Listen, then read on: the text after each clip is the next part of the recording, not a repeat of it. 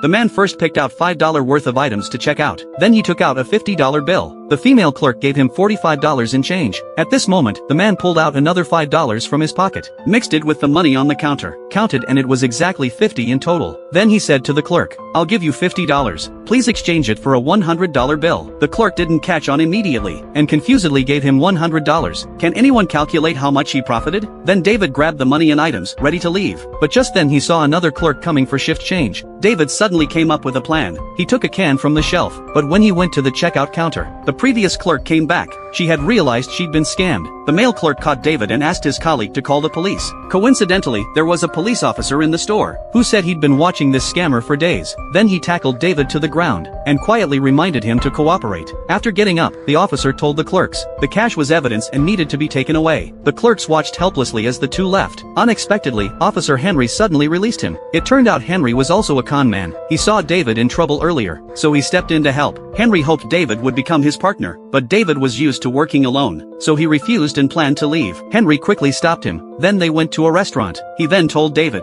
"Watch how I turn $100 into $200. The man first tore off a corner of the $100 bill, then handed it to his accomplice, asking him to order a coffee in the restaurant. David paid with the torn $100 bill. The server gave him $90 in change. Seeing David get up to leave, Henry also came in and ordered a coffee. After 10 minutes, he called the server over, asked why they hadn't given him his change. The server said, "You haven't paid yet." Henry pretended to be angry, and started shouting in the restaurant. The manager quickly asked what happened.